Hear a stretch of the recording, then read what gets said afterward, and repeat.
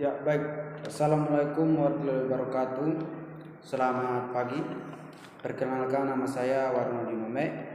Saya kuliah di Universitas Muhammadiyah Kupang, pendidikan sosiologi, prodi pendidikan sosiologi. Saya ditempatkan di kelas D. Di sini saya akan melengkapi atau menjelaskan tentang ahli-ahli teori sosiologi. Sini saya akan mendahului Bapak Lester Ward. Bapak Lester Ward merupakan salah satu tokoh pelapor sosiologi di Amerika Serikat. Tujuan utamanya adalah membentuk suatu sistem sosiologi yang akan menyempurnakan kesejahteraan umum manusia. Misalnya kesejahteraan manusia secara singkat, kesejahteraan seluruh kebutuhan baik material hingga sosial warga negara sehingga dapatnya sosial hidup layak. Sayangnya masih banyak orang yang tidak memahami pengertian hingga contoh kegiatan yang dapat mengajukan kesejahteraan umum. Hanya aspek kehidupan sehari-hari ini mencakup kesejahteraan material, hubungan dengan keluarga dan teman-teman, serta kesehatan manusia dan fisik. Misalnya keluarga dalam hidup rumah tangga atau keluarga itu merencanakan segala sesuatu itu harus ada kesejahteraan atau tidak timbul emosional, damai, sejahtera, pokoknya damailah. Kondisi atau keadaan sejahtera yang dirasakan dan nikmati oleh orang masyarakat.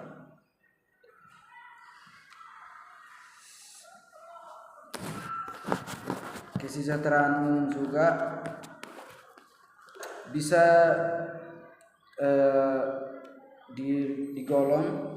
digolongkan menjadi dua macam, yaitu jiwa dan sosial. Pada individu harus sebenarnya jiwa yang bersosial, sebenarnya disapa, harus berjiwa sosial, berhati nurani begitu. Yang kedua, saya akan menjelaskan tentang atau melengkapi Bapak Ferdian Thonis. Membagi kelompok sosial menjadi dua, yaitu Gemencat,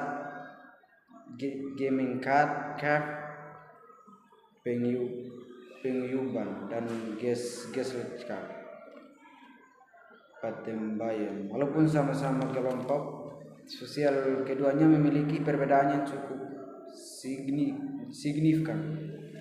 Penyambungan adalah suatu perkumpulan yang bersifat keluarga. Misalnya salah satu membentuk kelompok itu diantara berhubungan darah, atau misalnya satu daerah berhubungan darah atau tidak berhubungan darah, tetap membentuk kelompok bertujuan baik dan membangun daerah, misalnya begitu, kerjasama. Saya menjelaskan tentang perkumpulan yang bersifat keluarga.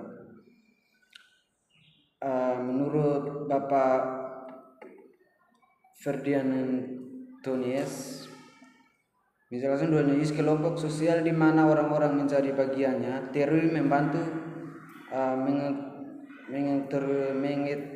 mengkategorikan hubungan sosial interaksinya. Misalnya ketika berkelompok itu interaksinya berjalan dengan baik, berinteraksi satu sama lain dengan hal-hal yang baik atau membangun daerah, kerja bakti, misalnya begitu. Yang ketiga, saya akan menjelaskan tentang Bapak Vilfredo Pareto. Dalam penelitiannya ia mendemonstrasikan bahwa 80% produk cacat diperoleh dari 20% masalah dalam produksi yang kemudian dapat ditingkatkan aset terbaik dalam suatu entitas secara efisien untuk memberikan nilai yang maksimal. Semisalnya dalam penelitian ia mendemonstrasikan bahwa 80% produk cacat diperoleh 20% masalah dalam produksi yang kemudian dapat ditinggalkan pada dasarnya. Prinsip Pareto lain prinsip yang mengedepankan penggunaan aset terbaik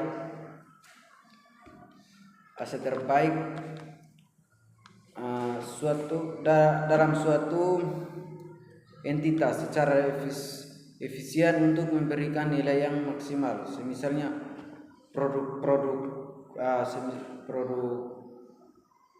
barang yang tidak produknya tidak berkualitas, misalnya begitu, itu akan berisiko bagi masyarakat yang menikmati produk, membeli atau menikmati begitu. Di sini Bapak efisiensi Pareto, dia tidak mau bahwa suatu hal yang terjadi menjadi buruk pada seseorang yang menerima atau membeli barang dari produk-produk yang cacat, karena itu berisiko bagi masyarakat yang menikmati barang atau yang diberi atau dibeli dari produk yang cacat. Sini juga Bapak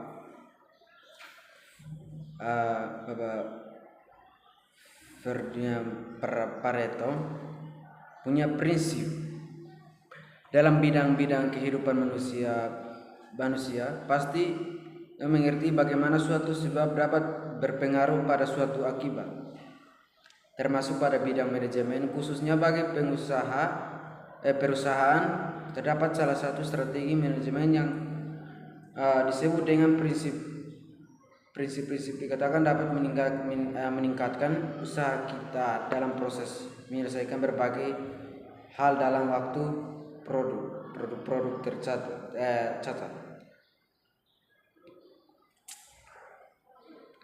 Prinsip Pareto adalah pendekatan logis suatu distribusi probabilitas yang mempunyai aturan kuat bertepatan dengan ilmu sosial, sains geofisika dan yang berhubungan dengan penaksiran. Prinsip Pareto sering disebut dengan 80 atau kurang 20 hal tersebut karena dalam prinsip menyatakan bahwa sekitar 80% dari hasil sebenarnya dihasilkan oleh dengan 20% input atau dorongan.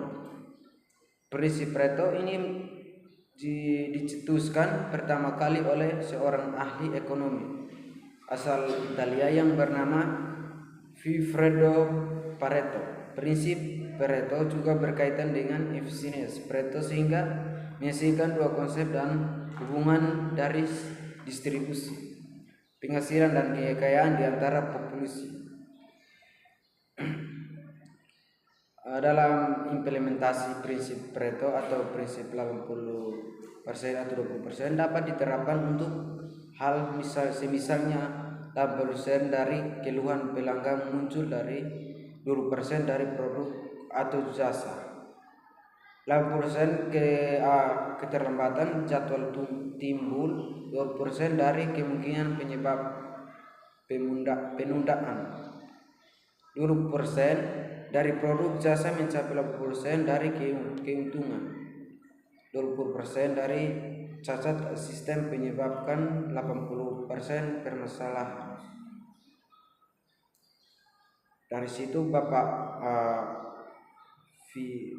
Vilfredo Pareto prinsip kemudian digunakan oleh DRM Juran secara luas dan kegiatan proyek, proses, program, kombinasi, pelatihan, proyek dan proses. Prinsip ini bersifat universal sehingga dapat digunakan dalam seluruh sandi kehidupan manusia, mulai sosial, budaya, ekonomi dan lain-lain. Meskipun dikenal dengan prinsip 80% atau 20%, prinsip Pareto ini tidak harus menggunakan perbandingan 80% atau 20% dalam semua situasinya. Jadi prinsip ini tidak harus diaplikasikan dengan 80% atau 20% supaya menjadi pas 100%. Ya, baik, mungkin itu dari saya atau pendapat saya. Mohon maaf jika materi saya kurang atau kalimat-kalimat saya yang membuat semua yang tidak sesuai dengan keinginan. Mohon maaf sebesarnya. Assalamualaikum warahmatullahi wabarakatuh. Selamat pagi.